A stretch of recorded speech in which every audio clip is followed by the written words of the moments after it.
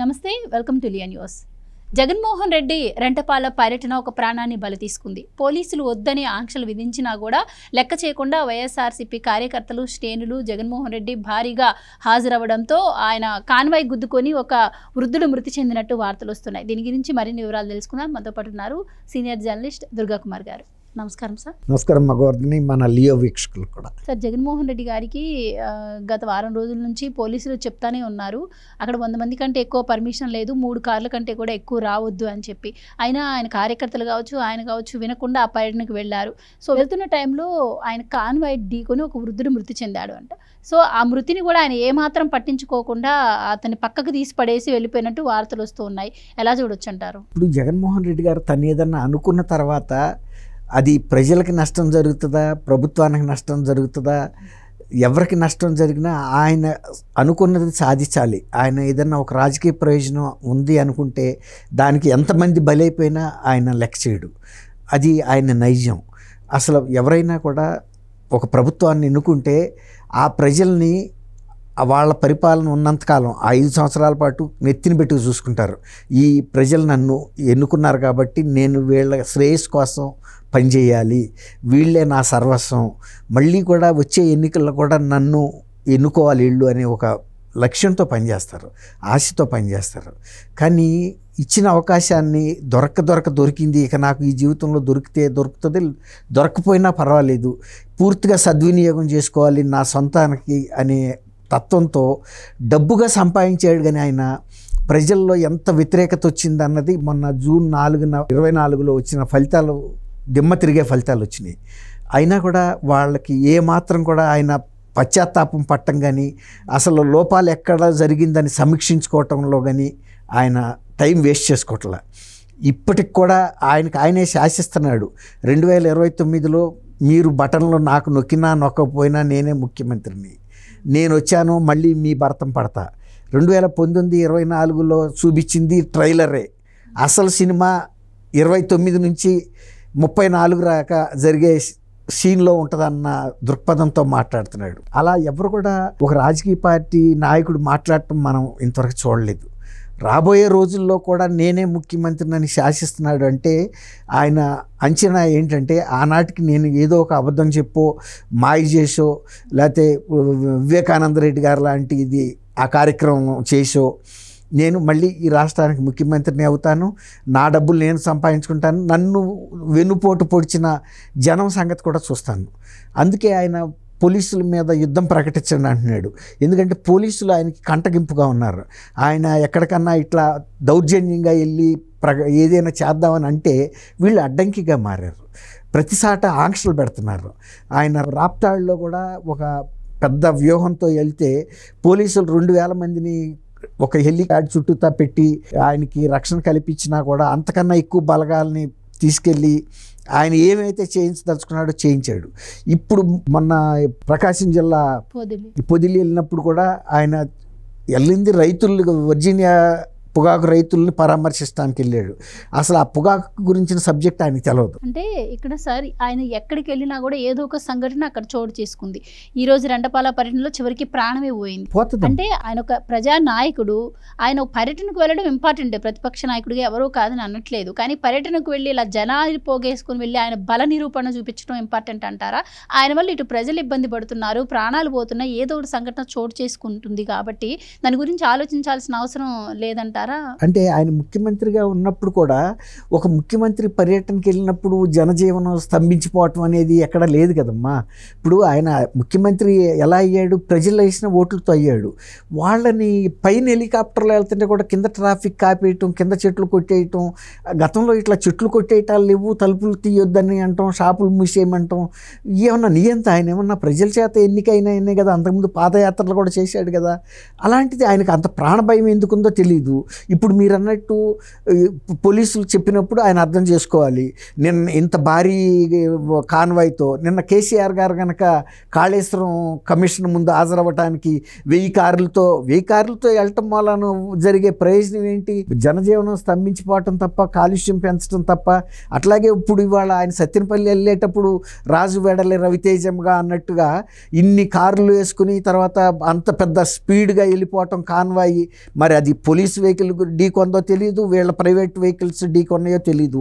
ఎవరైనా కూడా ఆ వృద్ధుడి పరిస్థితి ఆయన చనిపోయాడు. నిజంగా మానవత్వం ఉన్న వ్యక్తులైతే కనీసం ఆగాలి. మీరు అన్నట్టు ఆ వ్యక్తిని నీరెస్ట్ హాస్పిటల్కి చేర్చారాక, అందులోనూ ఆయన కాన్వాయ్లో కూడా బహుశా మెడికల్లో వ్యాన్ కూడా ఉండొచ్చు. ఒకవేళ లేకపోతే కూడా ఆ కాన్వాయ్లో ఒక వెహికల్ని ఆ మనిషిని ఎక్కించి నీరెస్ట్ మెడికల్, కానీ ఆ మనిషి అక్కడ పడి దొర్లుతున్నాడు, బాధపడుతున్నాడు, ఆయన స్పృహలో లేడు, చాలా వృద్ధుడు.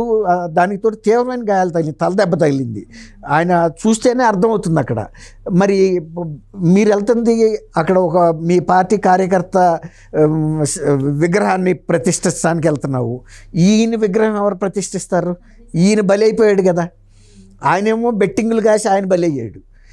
నువ్వు ఇచ్చిన బలంతో, ఇది నేను 175 సీట్లు గెలుస్తానన్నాడన్న బలంతో సత్యనపల్లి కూడా గెలుస్తుందిలే అనే ధీమాతో కాశాడు.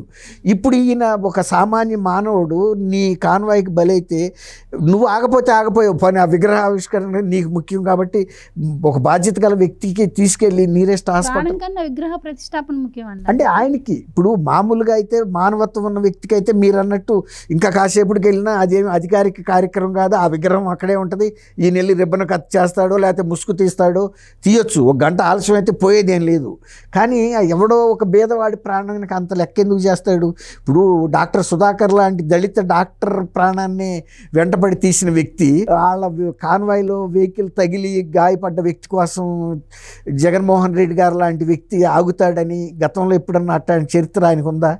అసలు ఆయన వస్తుంటేనే తలుపులు కూడా, ఇళ్ల తలుపులు తీయొద్దని, కిటికీ తలుపులు కూడా మూసేయమని అప్పుడు జాన్ కెన్నడీని చంపేశారు. ఇట్లాగే డల్లాస్లో అనుకుంటాను, ఒక స్కూల్ డిపాజిటరీ బుక్స్ ఉండే లైబ్రరీలో గన్ పెట్టుకుని అతను కింద కాలుస్తాడనమాట.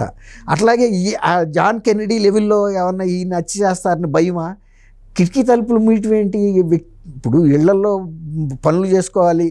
మీరు చీఫ్ మినిస్టర్ వస్తున్నాడని ఒక గంట ముందు నుంచే వీళ్ళు హడావిడి చేయటం అట్లా గతంలో లేదు. ఎవరి కార్యక్రమాలు వాళ్ళు చేసుకునేవాళ్ళు. ముఖ్యమంత్రి కూడా చెప్పేవాళ్ళు, నేను వస్తున్నప్పుడు ఎక్కువసేపు మీరు ఆపొద్దు అని. కూడా ఏమైనా పోలీసులు వద్దంటే ఆయన పర్యటనకు వెళ్ళారు ఈరోజు, దానివల్ల ఒక ప్రాణం బలిగా. ఒకటి కాదు 10 మంది పోతే మాత్రం ఇవాళ ఆయనకి పరక పడుతుంది? ఏమైనా తేడా ఏమైనా ఉంటుందా?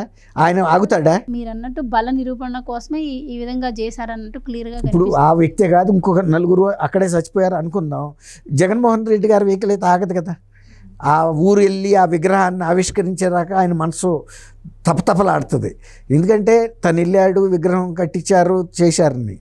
ఇప్పుడు మరి భేదాళ్ళు ఎంతమంది ఇట్లా బలవుతున్నా కూడా మరి కనీస మానవత్వం చూపించలేదంటే ఆయనకి అధికారం చేపట్టే ఆదుర్దాలో ఉన్నాడు తప్ప తను పర్యటనలో ఎవరికి సాధక బాధకాలు వస్తాయి ఇవన్నీ ఆయన చూసే ఉద్దేశం లేదు. పోలీసులు కూడా ఇలాంటి సంఘటనలు జరుగుతాయి అనే కేవలం అంటే కొంచెం నియంత్రించారు. కేవలం లా అండ్ ఆర్డర్ సమస్య సృష్టించేందుకే ఈ ప్లాన్ వేశారు జగన్మోహన్ రెడ్డి గారు. అందుకే పోలీసులు చెప్పినా ఎవరు చెప్పినా కూడా ఆయన వినట్లేదు. పోలీసులు చెప్పినా వినకుండా వెళ్ళడమే కాకుండా పోలీసులు సరైన భద్రత ఇవ్వలేదని చెప్పి పైగా వాళ్ళే ఇప్పుడు మాట్లాడుతున్నారు. ఎలా చూడొచ్చు అంటారు? ఇప్పుడు రాప్తాడ్లో ఒక హెలీప్యాడ్ దగ్గర 2000 మందిని కేంద్రీకరించి పెట్టినా కూడా అసలు ప్రధానమంత్రికి కూడా అంత స్థాయిలో పెట్టరు. ఎందుకు పెట్టారంటే వీళ్ళు వ్యూహాత్మకంగా గొడవలు సృష్టిస్తానికి సిద్ధపడ్డారు కాబట్టి వాళ్ళు 2 జిల్లాల పోలీసుల బలగాల్ని 2 ఎస్పీలను కూడా అక్కడ పెట్టారు. ఆయన ఒక ప్రతిపక్ష నాయకుడు కూడా కాదు ప్రోటోకాల్ ప్రకారం. కానీ వీళ్ళ వ్యూహం వాళ్ళకి తెలిసింది, ఉద్దేశాలు అర్థమైనాయి కాబట్టి ఆయనకి ప్రతిపక్ష హోదా ఉందా లేదా, కేవలం ఆయన పులివెందుల ఎమ్మెల్యే అని తెలిసినా కూడా ఆయన ఉద్దేశం వ్యూహం తీవ్రంగా ఉంది కాబట్టి దాన్ని ఆపాలన్న ప్రయత్నం చేశారు. నేను కూడా ఇందిరాగాంధీ ప్రైమ్ మినిస్టర్గా ఉన్నప్పటి నుంచి కూడా చూసాం. ఎన్నికల పర్యటనలో ఆమె కూడా మిలిటరీ హెలికాప్టర్లు వచ్చేది, 2-3 హెలికాప్టర్లు వచ్చాయి. అలాంటి సాట్ కూడా ఇంత భద్రత పెట్టాలి. ఎందుకు పెట్టారు అంటే వీళ్ళు కావాలని ఎక్కువ మంది కార్యకర్తలను సమీకరిస్తున్నారు గొడవలు సృష్టించడానికి. అందుకని ఆ గొడవలను నివారించడానికి పెట్టారు. ఇప్పుడు ఇట్లాంటి ప్రమాదాలు వాళ్ళ చేతిలో లేవు. కాన్వాయ్లు వీళ్ళ వెహికల్స్ స్పీడ్గా వెళ్తున్నప్పుడు మరి వాళ్ళ చేతిలో పోలీసులు ఏం చేయలేరు. మరి కనీసం చూసిన వాళ్ళన్నా గబాలన ఒక జగన్మోహన్ రెడ్డి చూసినా చూడపోయినా ఇతర నాయకులు చూసైనా కూడా ఎవరైనా చేయాల్సిన పని అది. ఇప్పుడు మనం అనేక సార్లు తెలంగాణలో కానీ ఆంధ్రప్రదేశ్లో కానీ మంత్రులు వెళ్తున్నప్పుడు ఎవరన్నా రోడ్డు ప్రమాదాలకు గురయ్యి అక్కడ ఇబ్బంది పడుతున్న పరిస్థితి చూస్తే గబాలను వాళ్ళ వెహికల్లో తీసుకెళ్ళి దగ్గరలో ఉన్న హాస్పిటల్లో చేర్చడం మనం చూస్తున్నాం. అనేక సార్లు పత్రికల్లోనూ టీవీల్లో కూడా వస్తున్నాయి. వీళ్ళు వాళ్ళనేం లేదు, ఎవరైనా మానవత్వం ఉన్న ఎవరైనా చేస్తారు. ఇక రాజకీయ నాయకులుగా వాళ్ళు ప్రజా జీవితంలో ఉన్న వ్యక్తులకి అంత మాత్రం బాధ్యత లేదా? గుంటూరు దగ్గర లాలాపేట దగ్గర జరిగింది హైవే మీద ఈ ప్రమాదం, అందరూ చూస్తున్నారు. కనీసం ఒక్క వెహికల్, అన్ని వెహికల్స్ ఆ విగ్రహావిష్కరణకి వెళ్తున్నప్పుడు ఈ పేద వృద్ధుడిని హాస్పిటల్లో చేర్చకుండా వెళ్ళారంటే వాళ్ళ క్రిమినల్ మనస్తత్వం, అంటే క్రూరమైన మనస్తత్వం అర్థమవుతుంది. ఇక కేసుగా పెడితే ఏం పెడతారు, వాళ్ళని ఎవరిని అరెస్ట్ చేస్తారు? అంతే కదా. ఎవరు నా వెహికల్ ఢీకొందని ఎవరు చెబుతాడు? అక్కడ వెహికల్స్లో ఏదో ఒక వెహికల్ అంతే, ఏదో గుర్తు తెలియని వాహనం అనే పరిస్థితికి వస్తుంది అక్కడ. జగన్మోహన్ రెడ్డి గారు కాన్వాయే ఖచ్చితంగా కాన్వాయే. కానీ అందులో నా వెహికల్ అని ఆయన చెబుతాడా నాదేనని?